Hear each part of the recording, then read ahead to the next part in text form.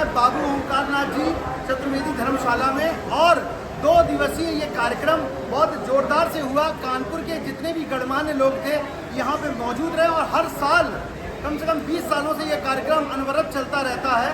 और आज उसके मेंटर हमारे साथ हैं, उनसे पूछते हैं कि इस कार्यक्रम की जो यूएसपी है और ये कार्यक्रम ग्लोबल भी होने वाला है, तो सीधे ले जाकर पूछते हैं कि ग्लोबल के लिए आप क्या कहेंगे कि आने वाले समय में? ग्लोबल के लिए तो अनंत बताएंगे। हम लोगों का तो ये है कि हमारे पिताजी का जन्म तिथि और निर्वाण तिथि दोनों 28 जुलाई है, तो इसलिए हम 27 और 28 जुलाई को उनकी याद में कार्यक्रम करते हैं। उनका जो बेसिक फंडा था कि आदमी कमाओ, रुपया में कुछ नहीं रखा। तो आपने पिछले 2 दिनों में देखा होगा यहाँ शहर भर के सारे गणमान्य लोग शुद्ध प्रेम में आए हैं और सिर्फ उनको याद करते हैं। यही यूएसपी है।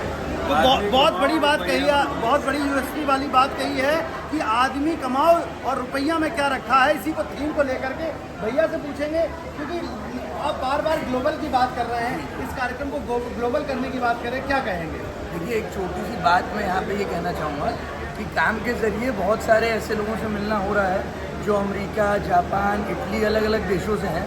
और हर आदमी काम से नहीं कनेक्ट करता है, लेकिन बाबू की जो वैल्यूज़ थी, जो उनके जीवन के सिद्धांत थे, वो यूनिवर्सल है, उससे सब कनेक्ट करते हैं। तो आज वो मैसेज देश दुनिया में फैल रहा है। अगले साल ऐसे 8-10 लोग यहाँ आना चाह रहे हैं और इस धर्मशाला को भी देखना चाह रहे हैं और चतुर्वेदी समाज के गांव होलीपुरा, भटेश्वर भी विजिट करना चाह रहे हैं कि ये जो जड़ों जहाँ से जुड़ा हुआ है उसको देखना चाह रहे हैं। तो इसलिए मुझे लगता है ये प्लेटफॉर्म और 24 समाज अब ग्लोबल होने की कगार पर खड़ा है और उसको लेके जाएंगे। तो साफ तौर से चूँकि होलीपुरा से जब ये परिवार निकला और आज ग्लोबल की बात हो रही है, क्योंकि कानपुर में चूँकि गणमान्य लोगों में ऐसा कोई भी नहीं बचा जो इस कार्यक्रम में नहीं आया और हर बार आता है और इनके परिवार के बारे में, इनकी सौम्यता के बारे में, इनके सभ्यता के बारे में, संस्कृति के बारे में बताया जाता है, तो बहुत अच्छा लगता है। और शहर के सारे लोग इनके परिवार के बारे में जानते हैं।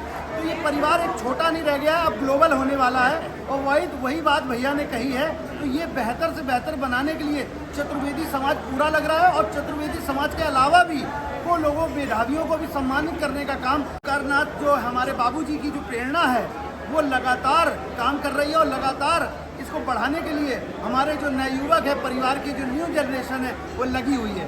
ऐसी खबरों को देखने के लिए बने रहिए एनआरआई भारत के साथ। मैं अक्षांश चतुर्वेदी, कानपुर।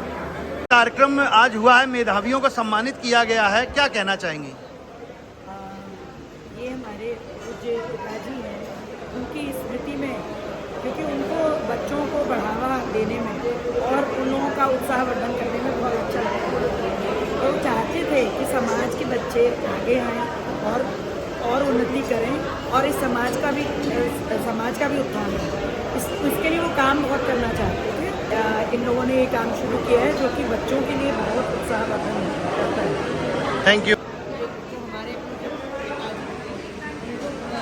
जैसा कि अभी भाभी ने बताया कि उनको बच्चों को आगे बढ़ाने का बहुत था, तो उनकी स्मृति में आज हम लोग ये करते हैं और इससे बच्चों को बहुत प्रोत्साहन मिलता है। तो आगे भी ये कार्यक्रम चलता रहे जिससे समाज के बच्चे और आगे अच्छा करने की कोशिश करें। धन्यवाद। हाँ जी भैया, आज जो कार्यक्रम था, इस कार्यक्रम के लिए क्या कहेंगे और कैसे बच्चे लोग मेधावी आज उनको पुरस्कृत किया गया है? आज अपने समाज के, चतुर्वेदी समाज के अलावा भी हम लोग कई वर्षों से लगातार मेधावी सम्मान करते आ रहे हैं और आज भी 10th to 12th और कई जो समाज गौरव है जिन्होंने अलग अलग चीज़ों में स्थापित किया है, अपने कई आयाम स्थापित किए हैं, उन लोगों को हम लोग पुरस्कृत करते आ रहे हैं।